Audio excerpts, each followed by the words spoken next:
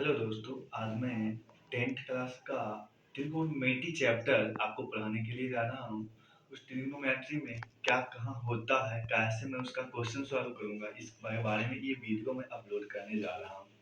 Hello guys, तो आप देखिएगा वो आपका क्या होता है, ये त्रिकोणमिति क्या होता है। सबसे पहले इसके बारे में पढ़ते हैं। त्रिकोणमिति त्रिकोणमिति का शाब्दिक जो अर्थ होता है वो ट्री होता है। ट्री का उसके बाद आपको क्या होगा, जब इसको आप इस पार्ट को तोड़िएगा, ब्रोकली करिएगा तो ट्री कोण, उसके बाद क्या आपका मिति। आपको एक अर्थ आ रहा है। ट्री का अर्थ होता है थ्री, ट्री का अर्थ होता है थ्री, कोण का अर्थ आप समझ ही रहे हैं कोण, उसके बाद मिति का अर्थ होता है मापन।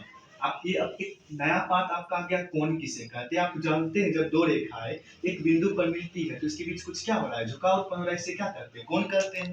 तो आपको कोण के बारे में बेसिकली समझ में आता ही होगा। तो त्रिकोणमिति का अर्थ होता है तीन कोणों का जहां हम मापन करते हैं, बेसिकली उसको हम क्या कहते हैं, त्रिकोणमिति। आप ऐसा भी जानते हैं ये तीन कोण होता कहाँ, तो बेसिकली ये तीन कोण आपको होता है कहाँ, त्रिभुज में होता है। तो त्रिभुज में इसमें कौन त्रिभुज में त्रिकोणमिति का पाठ आपको पढ़ा जाएगा, तो बेसिकली आपको एक जानना जरूरी है, समकोण त्रिभुज। ऐसे त्रिभुज जिसका एक कोण कितना डिग्री हो, 90 डिग्री हो, अर्थात 90 डिग्री हो, उसे क्या कहते हैं, समकोण त्रिभुज ए बी सी, जिसमें बी का मान कितना डिग्री, 90 डिग्री। अब आप बेसिकली बात करिएगा तो सबसे पहले बात कर रहे हैं आपको समकोण त्रिभुज की बात। समकोण त्रिभुज देखिएगा तो आपको एक अंदाजा आना चाहिए, इस समकोण त्रिभुज में ए बी सी कितने साइड होते हैं, तीन साइड होते हैं, ए बी बी सी और ए सी होता है, जिसमें सबसे बड़ी भुजा को हम कर्ण कहते हैं। सबसे बड़ी भुजा को क्या कहते हैं, कर्ण कहते हैं। और इस कर्ण के बारे में, कर्ण को एस से सूचित किया गया, इसको इंग्लिश में हाइपोटेनस कहा जाता है। ये जो बेसिकली होता है वो आपका बेस होता है,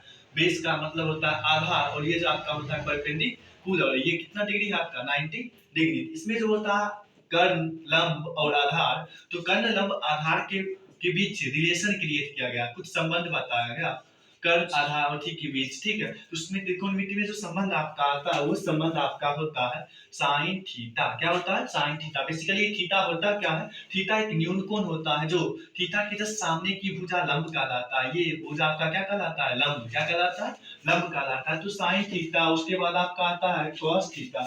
इस त्रिकोणमिति के 6 फंक्शन होते हैं, साइन थीटा, कॉस थीटा और टेन थीटा होता है। जस्ट अपोजिट जब इसका बोलते हैं तो साइन थीटा का जस्ट उल्टा जो होता है वो कॉसेक थीटा होता है, कॉस थीटा का जो उल्टा होता है वो सेक थीटा होता है, और टेन थीटा का जो उल्टा होता है वो कॉट थीटा का होता है। तो ये होता क्या है, साइन थीटा बेसिकली होता क्या है, तो जो साइन थीटा दिखाता है ये रेशियो दिखाता है लंब और कर्ण का रेशियो दिखाता है, अर्थात लंब और बाय कर्ण जो रेशियो दिखा है उसको कौन थीटा कहते हैं, साइन थीटा कहते हैं। जो कॉस थीटा होता है वो आपका दिखाता है आधार बाय कर्ण, आधार बाय जो कर्ण दिखा है उसको कौन थीटा कहते हैं, कॉस थीटा कहते हैं। और टेन थीटा जो होता है एक तरह का ढाल होता है, इसे स्लोप भी कहा जाता है। वो जो दिखाता है वो slope is a ratio of लंब बाय आधार। स्लोप जो होता है वो किसका अनुपात होता है, लंब और आधार का होता है। जस्ट इसका अपोजिट आपको करना आता ही है, साइन का होता है लंब बाय कर्ण, तो कॉसेक का उलट जाएगा, आपका क्या हो जाएगा, कर्ण बाय लंब हो जाएगा। कर्ण बाय क्या होगा, लंब। कॉस थीटा का उल्टा जस्ट सेक थीटा होता है, इसको भी क्या करिएगा,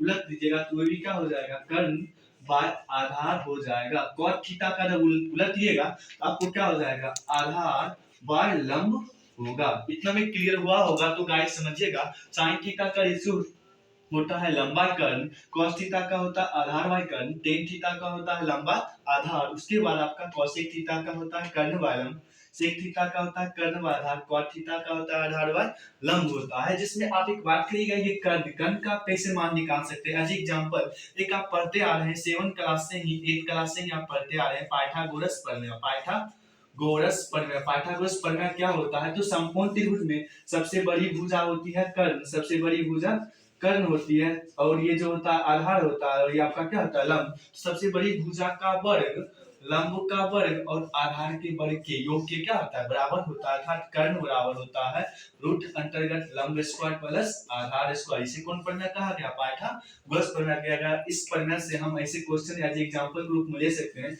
हाइपोटेनस और बेस बेसिकली आपको देगा 3 और परपेंडिकुलर आपको देगा 4। तो बेसिकली कैसे हाइपोटेनस निकाल सकते हैं, hypotenuse equal to under root 3 square plus 4 square, 3 का स्क्वायर 9 होता है, 4 का स्क्वायर 16 होता है, 16 में कितना हुआ वो हुआ, तो 25 हुआ, 25 का क्या निकलता है, 5 निकलता है। तो आपको यहाँ हाइपोटेनस का मान कितना आया, 5 आया। तो बेसिकली आप ऐसे प्रोवाइड कर सकते हैं हाइपोटेनस, आधार और लंब को निकाल सकते हैं। तो एज एग्जाम्पल आप जैसे कहोगा, कोई आपको पूछ सकता है कि साइन थीटा का मान कितना होता है, तो लंब बाय कर्ण। आपके सामने लंब कितना है, 4 है, तो यहाँ पर क्या दे सकते हैं 4, कर्ण आपका कितना है 5, तो आंसर इसका क्या हुआ 4/5। इसी प्रकार एग्जाम्पल cos थीटा कहेगा तो आधार का मान कितना है 3।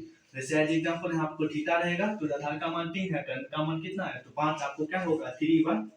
cos थीटा का वैल्यू tan थीटा कहेगा तो लंब बाय आधार, लंब का मान कितना 4, आधार का मान 3 है तो 4/3, ये होगा tan थीटा का मान। तो सर जस्ट इसका ऑपोजिट, अब इसका आप सब वैल्यू कहेगा तो आप अपने खुद भी निकाल सकते हैं इसका, ठीक है। तो इतना ही आज के लिए।